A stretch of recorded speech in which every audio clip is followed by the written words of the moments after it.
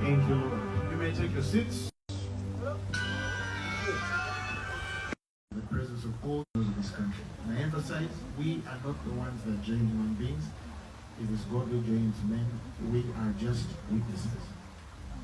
Marriage is an honorable estate instituted by God as the marriage in Cana of Galilee, and was likened by St. Paul to the mystical union that exists between Christ and his church.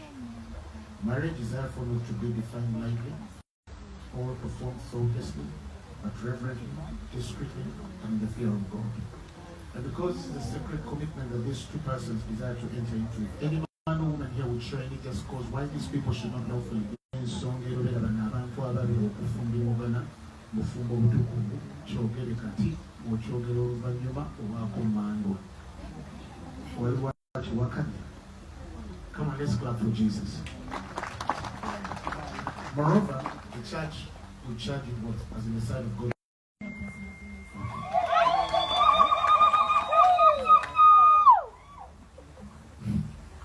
The scriptures teach us concerning the duty of husbands to their wives and wives to their husbands. How husbands ought to love their wives, even as Christ has loved the church and given himself for it, that he might sanctify and cleanse it with the worship of the water by the word. So men ought to love their wives as their bodies. He that loves his wife loves himself, for no man ever hated his own flesh, but nourishes it and cherishes it, even as the Lord does the church. For this cause shall a man leave his father and mother and be joined with his wife, and the two shall become one flesh. And likewise, wives, submit yourselves unto your own husbands as unto the Lord, for the husband is the head of the wife, as Christ is the head of the church. Let the wife see that she reverences her husband. Mr. Sam Lucas Lubioko, will you have this woman to be your wedded wife, to live together after God's ordinance in the holiest state of matrimony? Will you love her, but her?